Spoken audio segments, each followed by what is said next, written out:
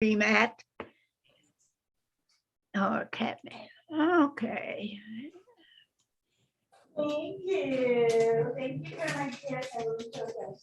Okay, we have to we have to ask oh, we may have to ask Julie to mute herself.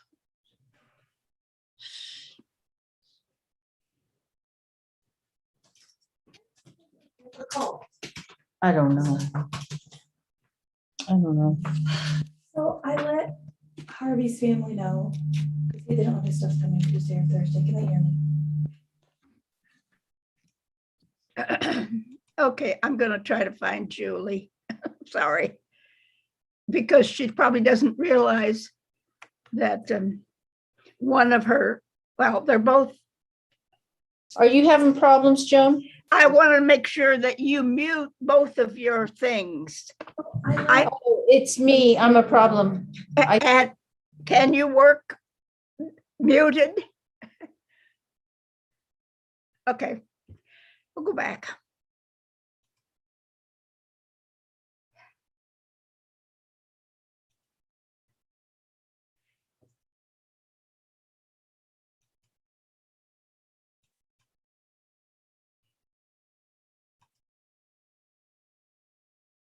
But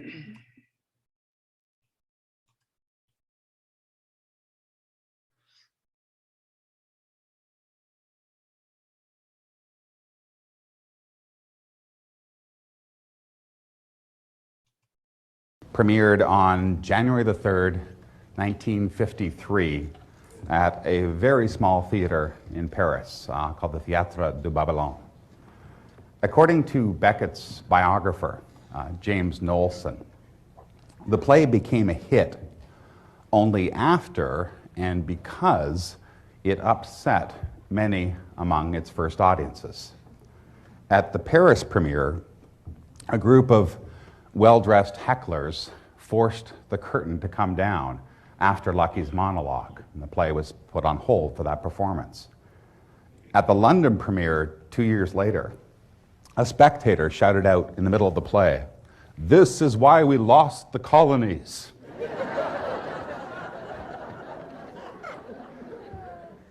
When Estragon, at the same performance in London, asked Vladimir if he has any rope with which they could hang themselves, somebody in the audience yelled, "For God's sakes, give him some." At the opening night of the American premiere, which was of all places in Miami, much of the audience simply left at the intermission. So let's jump ahead and to a very different kind of audience for the play. This is the 19th of November, 1957.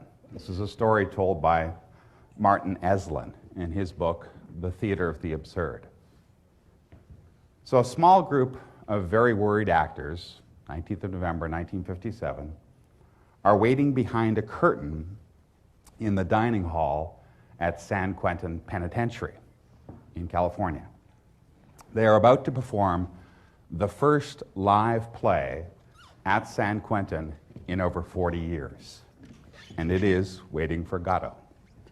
They chose it mostly because it did not require women actors, the difficulty of using women actors inside a maximum security prison.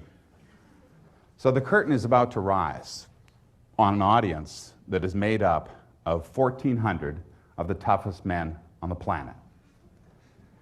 And a young San Francisco theater group is going to perform a highly obscure, avant-garde French play in which absolutely nothing happens. A play that, when it premiered for sophisticated theater audiences, angered and upset them. The director, Herbert Blau, decides that he will try to prepare his audience a bit for what's coming, The Prisoners. So he steps from behind the curtain and he tells them, look, what you're about to see is a bit like jazz. Just listen and take from it whatever you can. The curtain parts, the play starts, and according to several witnesses who were there and have written about it, 1,400 hardened convicts are riveted in their seats. And they remain that way throughout the performance of the play. They get it instantly. What had bewildered and angered sophisticated theater audiences made immediate sense to an audience of convicts at a maximum security prison. Why? Why did the prisoners at San Quentin Penitentiary immediately grasp Waiting for Godot? Well, one answer. Perhaps it was because the prisoners saw themselves in this play. That these are men who knew what it meant to wait, who knew what it meant to be deprived of everything but waiting. That's possible. But my guess is you could have shown these prisoners a play about waiting that would have started a real riot, not a theater riot, a prison riot. I think the main reason that those prisoners identified with this play and why they themselves started a theater troupe afterwards to perform Beckett's plays in the prisons is that Beckett's plays are utterly and completely without pretense. Samuel Beckett did not have, for all of his reputation as an avant-garde playwright, simply did not have a pretentious bone in his body. And he doesn't have a pretentious word anywhere in his writings. It pains me to say this, more than you will know, but that is simply not true of T.S. Eliot or Virginia Woolf. Imagine reading The Wasteland to those prisoners at San Quentin. Imagine reading To the Lighthouse to those prisoners. One of Beckett's early characters asks himself this question: was it to be laughter or tears? It came to the same thing in the end. What I think that means is this, that what laughter and tears have in common is that they dissolve pretense. They cut through poses. Laughter and tears force us to take off whatever mask it is that we happen to be wearing, and they leave us exposed. You're laughing or you're crying, if only for a moment. Getting to that moment when the masks are off, when everything has been revealed, if only for a moment, is what drove Samuel Beckett as an artist. He was repeatedly attracted to characters who have been stripped of pretense by age or by circumstance. If I have my youth or my health or an important job or just a nice car, it's a lot easier for me to forget that I'm going to die, that I was born, like all of you, with my mother straddling the grave in Samuel Beckett's unforgettable image. But if I've lost all of that, if I'm homeless, or I'm sick, or I'm old, then very little else is likely to matter to me other than the fact of my mortality. I am unlikely to worry too much about dying fisher kings if I'm starving. It's the same tactic that was used in film by one of Beckett's loves, and that's Charlie Chaplin. Use the tramp, use the man stripped of everything to go beneath pose to essence, to get to the core of being, to a point where the least pretentious, the least false is the most true. Strip everything away from a man. What's left is the truth. Okay, I can stop now. Want to remind you that Beckett subtitle for this play is a tragic comedy. So laughter and tears together. Tragic comedy. And the other thing that I think is, every everybody who is anybody has played this. I think there's even a women-only version someplace has been done. But one I wish had been put on film was the one by two comics, Robin Williams and Steve Martin. They're both masters at comedy and use of the body and so forth.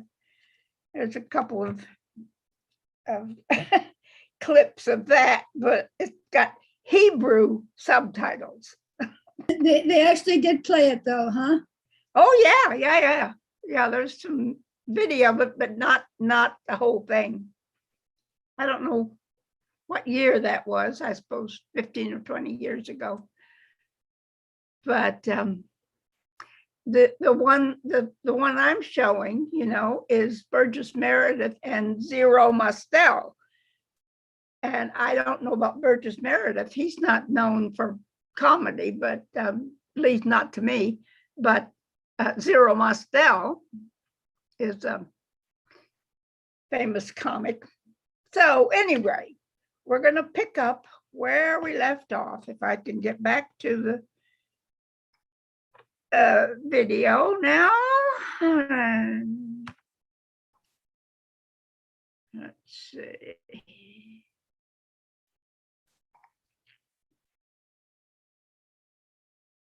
Come on now.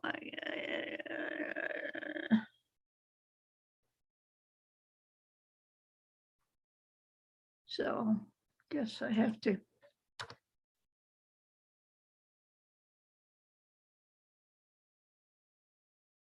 This is ours.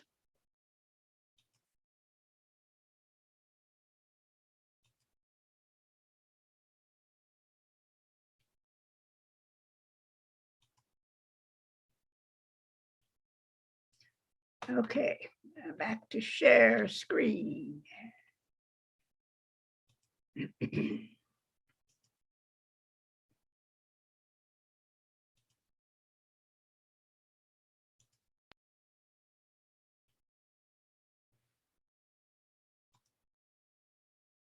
Hey!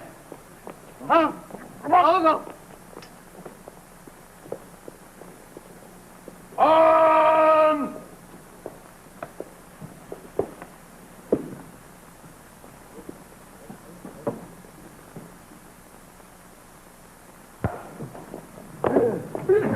Let me go. Stay where you are. Be careful, he's wicked with strangers. This is him? Who? Yeah. Let go.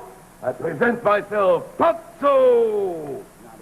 He said Godot. Not at all.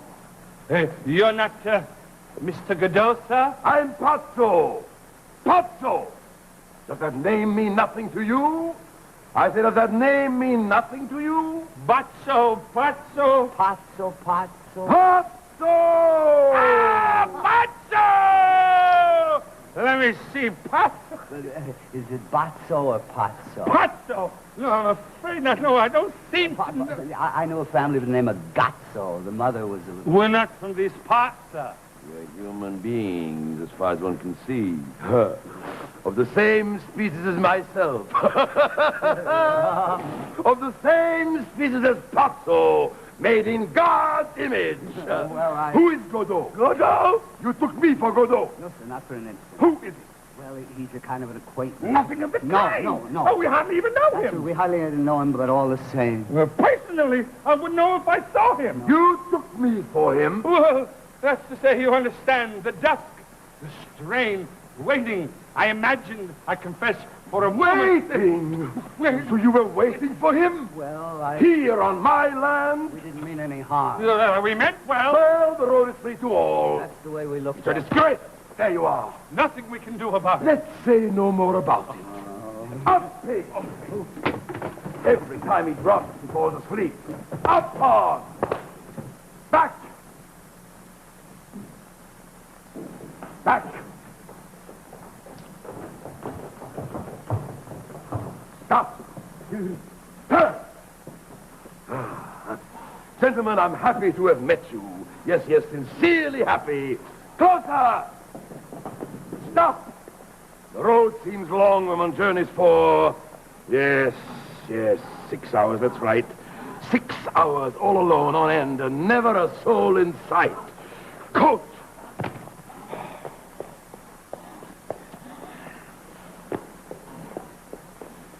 Hold that!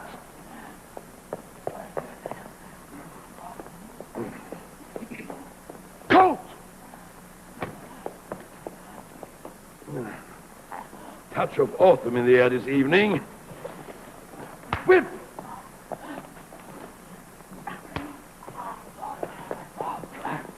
Yes, gentlemen, I cannot go for long without the society of my likes, even when the likeness is an imperfect one. Do!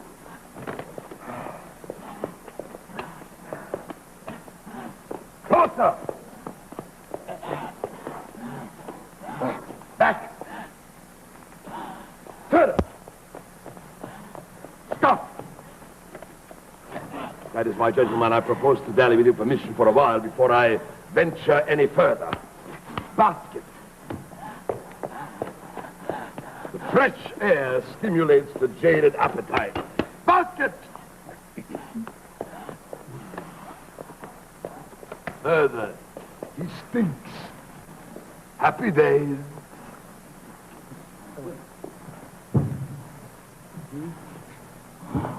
What ails him? He looks tired. Why doesn't he put down his bag? How should I know? Look how... Oh, look! Neck. I see nothing. Here. Oh, I say. Oh, it's a running sore. It's the rope. It's a rubbing. It's the chafing. Not. It's inevitable. He's not bad looking. Would you say A so? trifle effeminate.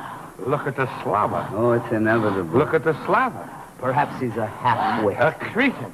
Yes. Ooh, looks like a goiter here. It's not certain. No, and the panting, It's inevitable. and the eyes, What about him? the goggling out of his head. Looks like his last gasp to me. It's not certain. Why don't you ask him a question? Would that be a good thing? What do we lose? Then, Mister? Louder, louder. Mister! Can't you see he wants to rest? Basket. Basket!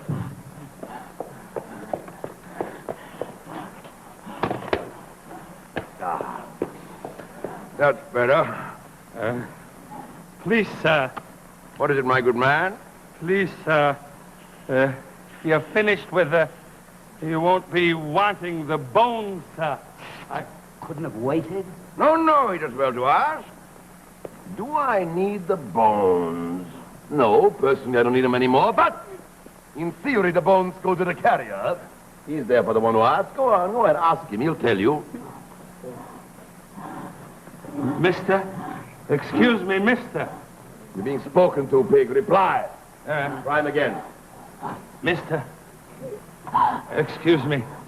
You won't be needing the bones? Mister. Reply, pig. Do you want them or don't you? They're yours. I don't like it. I've never known him to refuse a bone before. Nice business, but he fell sick on me. Scandal! Are you alluding to anything in particular? I mean, to treat a human being like that, man, it's a scandal. It's a disgrace. You are severe. What age are you, if it isn't a rude question? 60? 70?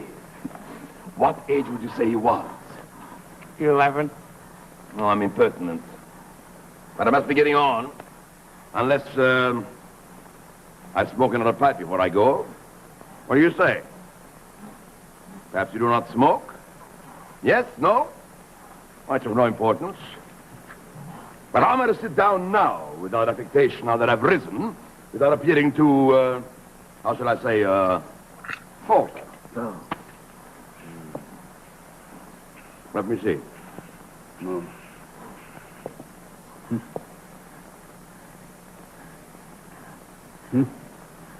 I beg your pardon? Perhaps you did not speak? Yes? No? Oh, it's of no importance. Let me see. That's better. Let's go. So soon? One moment. Stu.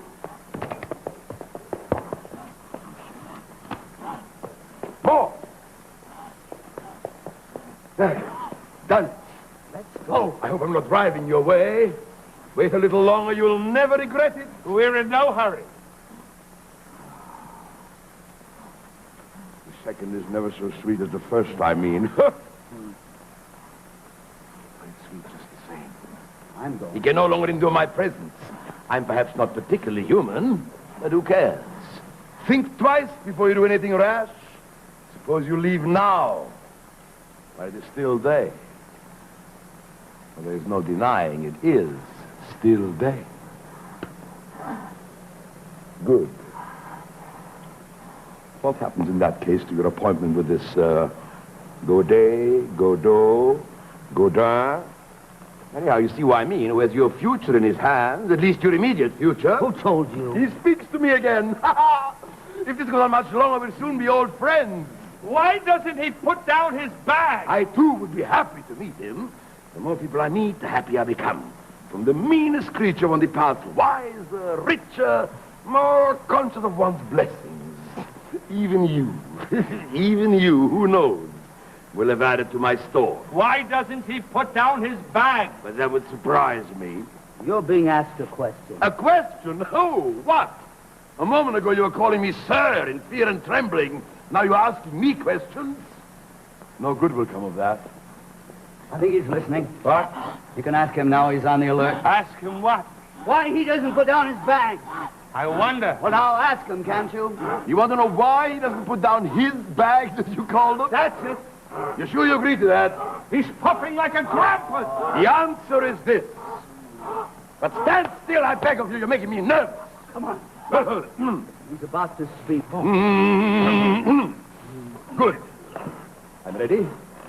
Is everybody looking at me? Will you look at the sky, pig? Good. Is everybody ready? Is everybody listening?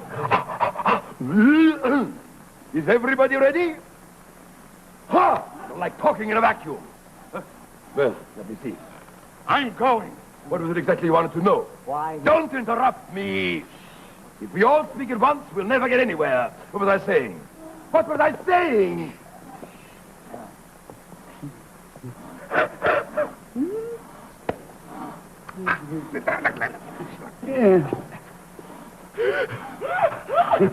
Bag. Why always hold? Never put down. Why? Why couldn't you have said so before? Why doesn't he make himself comfortable? Well, let's try and get this clear. Has he not the right to? Certainly he has. It follows that he doesn't want to. There is reasoning for you. And why doesn't he want to? Gentlemen, the reason is this. Make a note of this. He wants to impress me so that I'll keep him. What? No, perhaps I haven't got that quite right. He wants to mollify me so that I give up the idea of parting with him. No, that's not exactly it either. You want to get rid of He him? wants to carve me, but he won't. You want to get rid of him? He imagines when I see how well he carries, I'll be tempted to keep him on in that capacity. You've had enough of him? In reality, he carries like a pig. It's not his job. You want to get rid of him? He imagines that when I see him indefatigable, I'll regret my decision. Such is his miserable scheme. As though I were short of slaves. Atlas, son of Jupiter. Well, that's that, I think. Anything else? You want to get rid of him? Remark that I might just as well have been in his boots as he in mine, if chance had not willed otherwise. To each one his due. You want to get rid of him? Beg your pardon? You want to get rid of him? Yes, I do.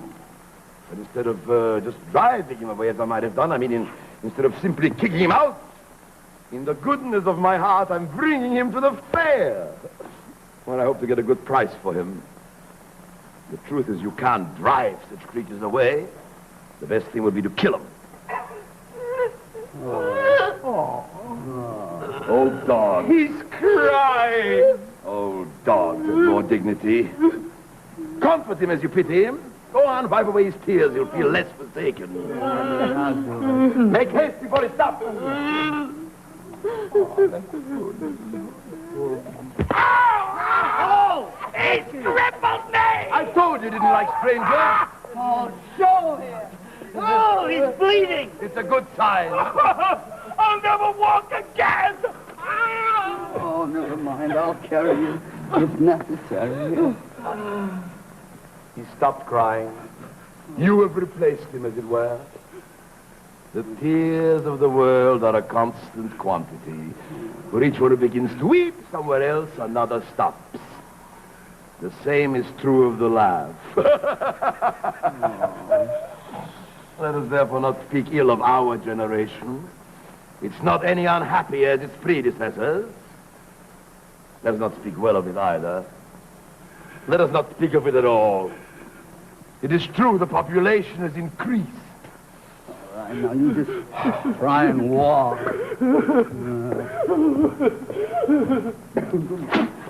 Guess who taught me all these beautiful things? My Lucky. Will night never come? But for him, all my thoughts, all my feelings would have been of common things. Professional worries. Beauty, grace, truth of the first water. I knew they were all beyond me. So I took a knook. Knook? Yes, that was nearly 60 years ago. Yes. Yes, nearly 60. You wouldn't think of it to look at me, would you? Compared to him, I look like a young man, no? Hat!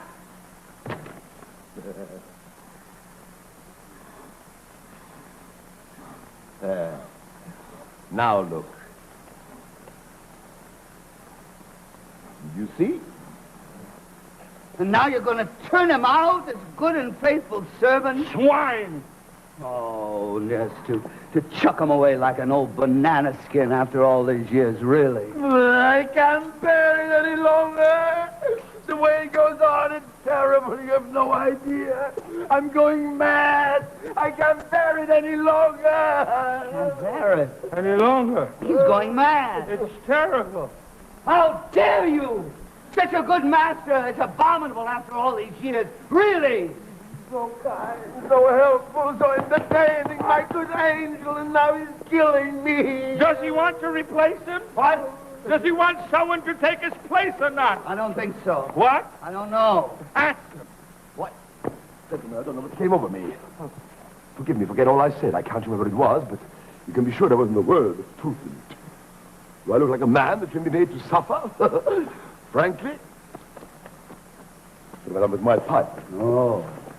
Charming evening we're having. Unforgettable. It's not over. Apparently not. Just beginning. It's awful. It's worse than TV. The circus. The music hall. The circus. I can't find my briar. He's a scream. He's lost his Sedine. End of the corridor on the left. Keep my seat. You didn't by any chance see my... Oh, he's gone without saying goodbye. We should have waited. He would have burst. Oh, in that case, of course. Come here. What for? You'll see. Quick, quick. Look. I say, it's all over. He's not pleased. You missed a treat. Pity.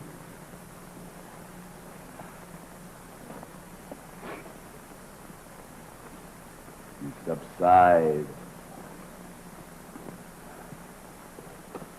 Indeed, all subside. A great calm descends. Listen. Pan sleeps. Will night never come? You don't feel like going until it does. Why, you see... Well, it's very natural, very natural. I myself, in your situation, if I had an appointment with a Godot, Godin, anyhow, you see what I mean? I'll wait till it was black night before I gave up. I would very much like to sit down, but I don't quite know how to go about it. Could I be of any help? If you ask me, perhaps. Ask you to do what? Ask me to sit down. Would that be a help? I fancy so. Here we go. Please take a seat, sir. I beg of you. No, I wouldn't think of it. Ask me again. Come, come. Take a seat, I beseech you, or you'll get pneumonia. You really think so? It's absolutely certain. No doubt you're right. Thank you, my dear fellow. Thank you. But I really must be getting on if I'm to observe my schedule. Time has stopped. Don't you believe it, sir? Don't you believe it, sir? Whatever you like, but not this. Everything seems black to him today. Except the firmament. But I see what it is. You are not from these parts. You don't know what our twilights can do. Shall I tell you? I can't refuse you. But pay a little more attention, will you please? What's wrong with this whip? Worn out, this whip. What was I saying? Let's go. Please take the weight off your feet, I implore you. You'll catch your death. True. What's your name? Adam. Ah, yes, the night. But be a little more attentive, for pity's sakes, otherwise we'll never get anywhere. Look. Will you look at the sky, pig? Good, that's enough. What's so extraordinary about it? It's pale and luminous, like any sky at this hour of the day in these latitudes, when the weather is fine. An hour ago... There's never a place to stop. So you can unmute yourselves and put down what that's at 34:21.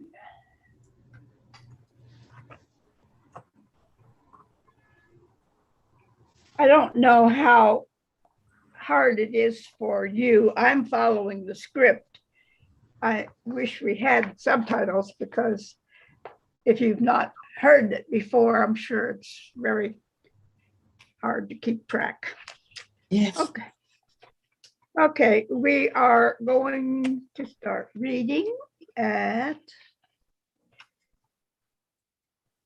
page, can't tell what page this is, page 12.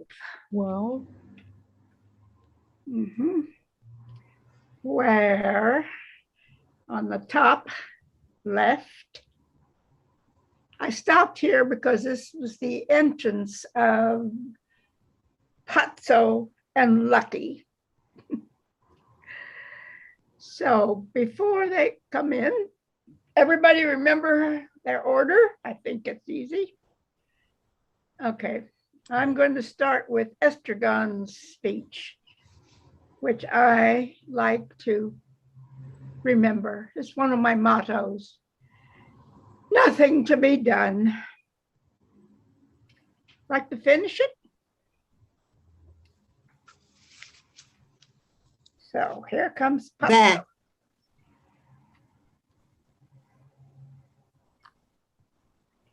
Now, I just want to point out that if you weren't following, there's a lot of italics.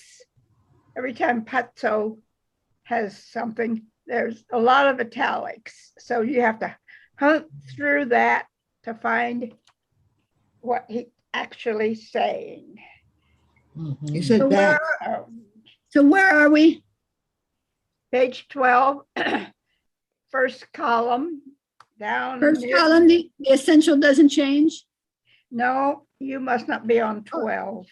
Oh, I can't read 12. I can't read the numeral because mine's cut through, but if you turn the page, you can see there's a 13. And anyway, when you find page 12, let me know. okay, I've got 12. Pozzo, be careful, he's wicked.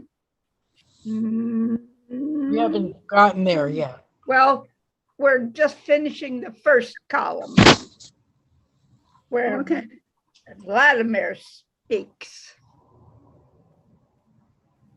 Whose turn is it? Well, oh, did Patso say on back? She said back. Oh, Yeah. okay. So Muriel, All right, I'm in a different place. I Vladimir, don't know where we let are me either. go. It makes sense. Let's see. Can you tell what page you're on, Muriel? Yeah, I'm on 12. In the first column, down at the bottom? Yeah, let me go. Yes. Uh-huh. Vladimir's trying to go to Lucky, and he says, with emphasis, you can say it again. Let me go. I'm sorry, I don't know where. Now we're on the top of the second column of page 12. Stay where you are. Yes. Be careful, he's wicked with strangers. Is that him? Who? Godot? No.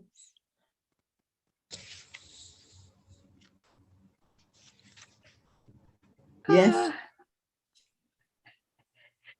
Caroline, Where, I'm sorry, where are we? I think Muriel said Godot. Yes. I present myself, Patso. Not at all. He said Godot. Not at all. You're not Mr. Godot, sir. I am Poto. Poto. Does that name mean nothing to you? I say, does that name mean nothing to you? Patso, Patso. Pazzo. Pazzo. Hot so.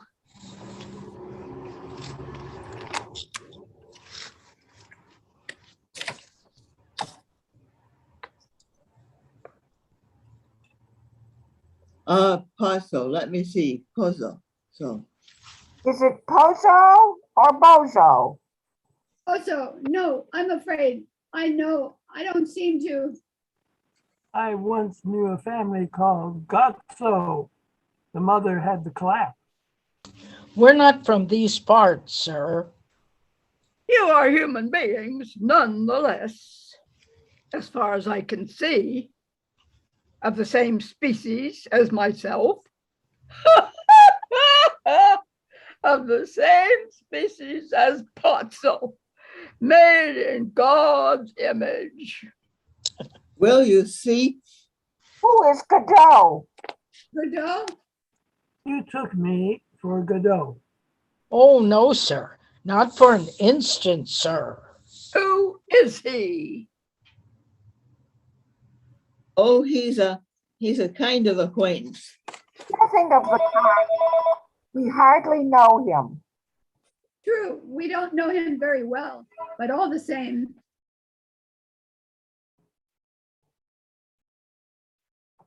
Personally, I wouldn't even know him if I saw him. Oh, is Ed on the phone? No, Ed. No. Oh. Pick a speech, Ed. You took me for him. You took me for him. To say, you understand, the dusk, the strain, waiting. I confess, I am imagined for a second. Waiting. So you are waiting for him. Well, you see. Here on my land. We didn't intend any harm. We meant well. The road is free to all. That's how we looked at it. It's a disgrace, but there you are. Nothing we can do about it. Let's say no more about it. Up, pig. Every time he drops, he falls asleep. Back. Stop. Turn.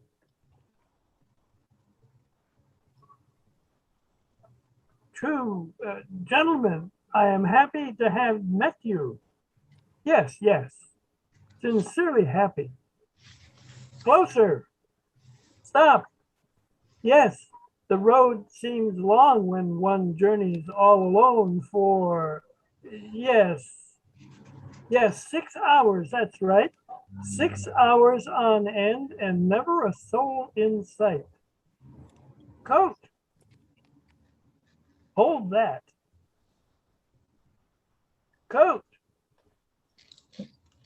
touch of autumn in the air this evening. Whip. Yes, gentlemen, I cannot go for long without the society of my likes, even when the likeness is an imperfect one. Stool. Closer. Further. Oh, back. Further. Stop. That is why, with your permission, I propose to dally with you a moment before I venture any further. Basket. The fresh air stimulates the jaded appetite. Basket. Further. He stinks. Happy days. What ails him? He looks tired. Why doesn't he put down his bags? How do I know? Say Careful. something to him. Say Look. something to him. Say something to him. I said that already. Look. What? His neck.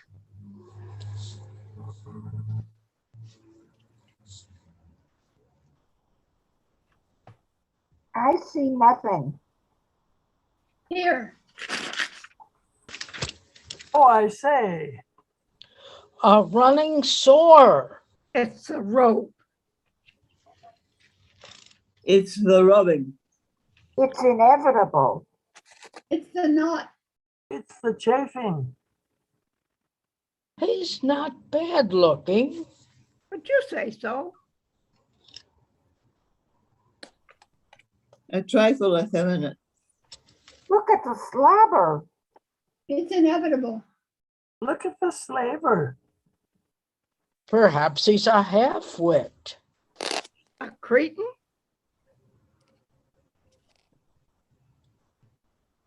Looks like a goiter.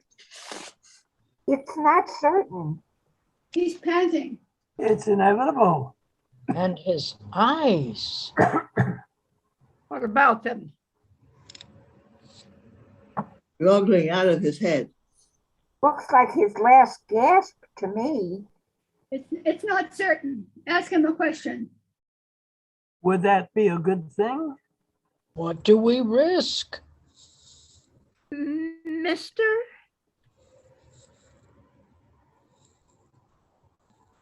Louder. Mister. Leave him in peace. Can't you see he wants to rest? Basket. Basket. What can you expect? It's not his job. Ah, that's better.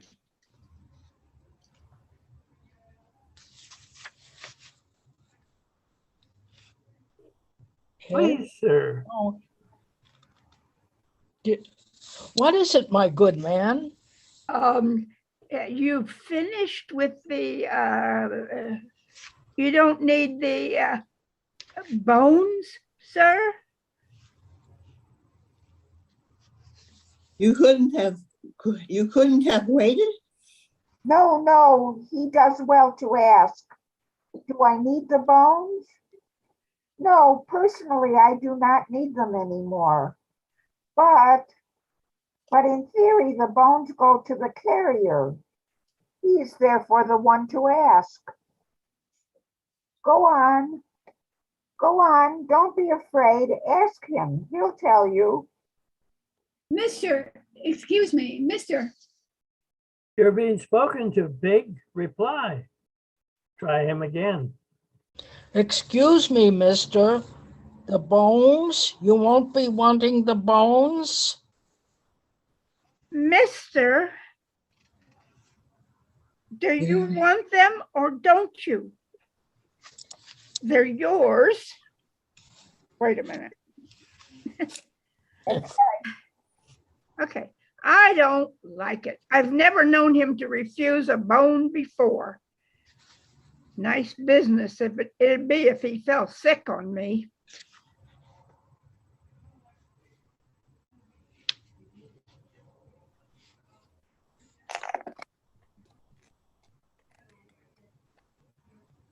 Jennifer, are you with us?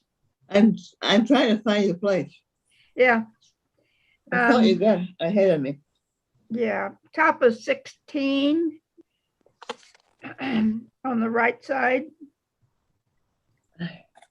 You Oh, you explode.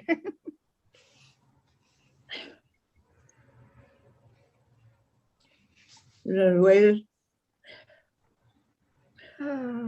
It's a scandal. It's a scandal. It's a scandal. Are you alluding to anything in particular? You are severe. What age are you, if it's not a rude question? Oh, wait a minute. You skipped it, Caroline. Sorry, a disgrace. To treat a man. That's you, Caroline. What? To treat a man. Up a little farther. To treat a man like that, I think that, no, a human being, no, it's a scandal. A disgrace. You are severe.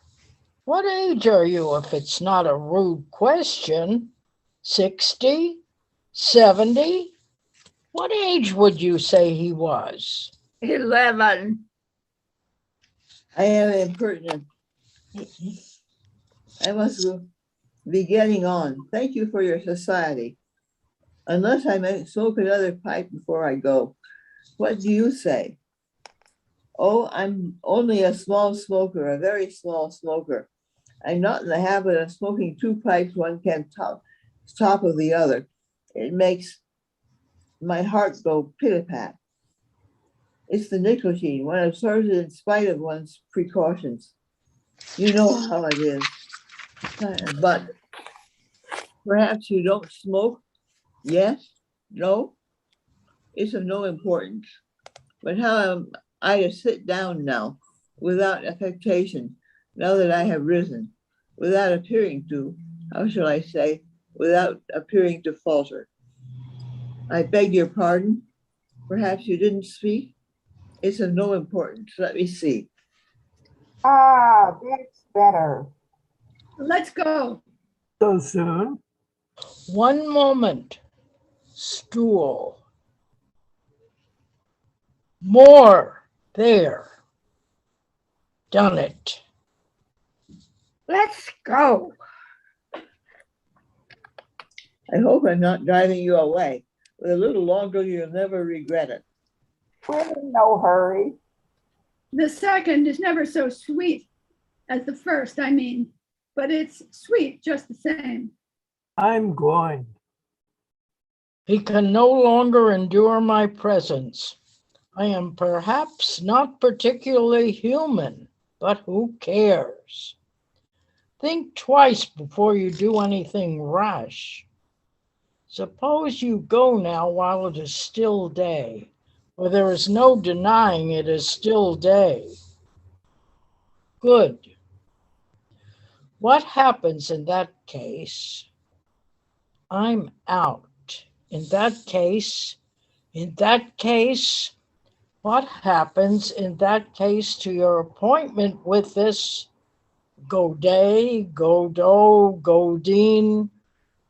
Anyhow, you see who I mean, who has your future in his hands, at least your immediate future. Who told you? He speaks to me again. If this goes on much longer, we'll soon be old friends. Why doesn't he put down his bags? I too would be happy to meet him. The more people I meet, the happier I become. From the meanest creature, one departs wiser, richer, more conscious of one's blessings. Even you, who knows, will have added to my store. Why doesn't he put down his bags? But that would surprise me. You're being asked a question. Who, what? A moment ago you were calling me sir in fear and trembling. Now you're asking me questions. No goodwill will come of this. I think he's listening. What? Who can ask him now? He's on the alert. Ask him what? Why he doesn't put down his bags. I wonder. Ask him, can't you? You want to know why he doesn't put down his bags, as you call them. That's it. You are sure you agree with that? He's puffing like a grampus. The answer is this. But stay still, I beg of you. You are making me nervous. Here, What is it? He's about to speak. Good. Is everybody ready? Is everybody looking at me? Will you look at me, pig? Good. I am ready. Is everybody listening? Is everybody ready? Hag. I don't like talking in a vacuum. Good. Let me see. I'm going. But what was it exactly you wanted to know? why he, Don't interrupt me. If we all speak at once, we'll never get anywhere. What was I saying? What was I saying? Bags. Why? Always hold. Never put down. Why? Why couldn't you say so before? Why he doesn't make himself comfortable? Let's try and get this clear. Has he not the right to? Certainly he has. It follows that he doesn't want to. There's reasoning for you. And why doesn't he want to? Gentlemen, the reason is this. Make a note of this. He wants to impress me, so I'll keep him. what? Perhaps I haven't got it quite right. He wants to mollify me so that I'll give up the idea of parting with him. No, that's not exactly it either. You want to get rid of him? He wants to card me, but he won't. You want to get rid of him? He imagines that when I see how well he carries, I'll be tempted to keep him on in that capacity. You've had enough of him? In reality, he carries like a pig. It's his job. You want to get rid of him? He